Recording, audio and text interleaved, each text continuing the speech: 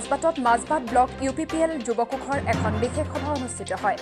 মাজবাট পশু চিকিৎসালয়ৰ অতিথিশালা ভৱনত 39 নং 5 নং চেৰফাং মাজবাট ব্লক যুৱকোষৰ সভাপতি অমৰ ব্ৰহ্মৰ সভাপতিত্বত দিনৰ 11 বজাত সভাখন আৰম্ভ হয়। সভাত আগন্তুক লোকসভা নিৰ্বাচনত মাজবাট ব্লক যুৱকোষৰ ভূমিকাৰ লগতে কৰ্মসূচীৰ ওপৰত বিশদ আলোচনাৰ বিষয়ে যুৱকোষে জানিবলৈ দিয়ে। এই সভাতে দলীয় পৰ্যবেক্ষক ৰূপে উপস্থিত থকা জিলা যুৱকোষৰ অন্যতম সম্পাদক উপেন দৈমাৰীয়ে মাজবাট যুৱকোষে কিদৰে আহি থকা দিনত দলীয় সক্ৰিয়তাৰে আগবাঢ়িব এই সংক্ৰান্তত ভাষণ প্ৰদান কৰে। আনহাতে সভাত অতিথি হিচাপে উপস্থিত থাকে 5 নং চেৰফাং সমষ্টিৰ ব্লক সভাপতি সবিন বসুমতাৰী আৰু সাধাৰণ সম্পাদক জনাৰ্দন কলিতা। তেওঁলোক দুয়োজনে দলৰ সন্দৰ্ভত নিজৰ বক্তব্য দাঙি ধৰে। বিগত সময়ত UPPL দলত যোগদান কৰা 5 নং চেৰফাং সমষ্টিৰ বহুকেইগৰাকী সক্ৰিয় ব্যক্তিক মাজবাট ব্লক UPPL দলৰ যুৱকোষত আজিৰ সভাতে দায়িত্ব অৰ্পণ কৰা হয়। UPPL ব্লক কমিটি যুৱকোষৰ ইয়াতে আমাৰ আজি বিভিন্ন দিশৰ আমি আলোচনা কৰিছোঁ। বিশেষকৈ স্পেচিয়েলি আমাৰ যুৱকোষ হিচাপে বিভিন্ন প্ৰাইমাৰী লেভেলত ক্লাছৰুম কেনেকৈ কাম কৰিব লাগে তাৰ ওপৰত আমাৰ আলোচনা হৈছে ইয়াতে।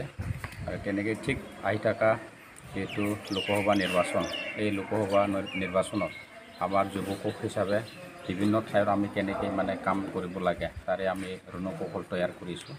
আৰু সেইমতে আমাৰ যুৱকসকলে খুব উইলিংলি ওলাই কামবিলাক কৰি আছে। আৰু আমাৰ যি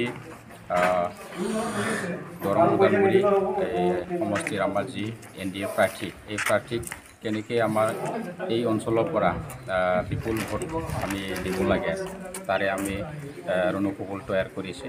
তাৰে সেইখিনিয়ে আমাৰ ওপৰত আজি এই সভাত আলোচনা হৈছে। কি ভূমিকা গ্ৰহণ কৰিব UPPL দলে?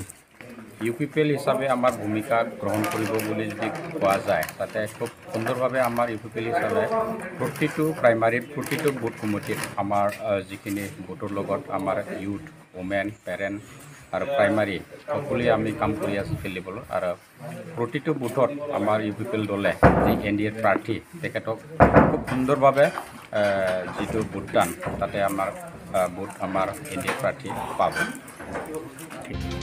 ওৰাঙৰ পৰা অতুল বৰাৰ ৰিপৰ্ট, অমৃত নিউজ। অমৃত প্ৰবাহ অসমীয়া সাপ্তাহিক কাকতৰ ডিজিটেল সংস্কৰণ অমৃত নিউজ, সত্যৰ সন্ধানত অমৃত নিউজ।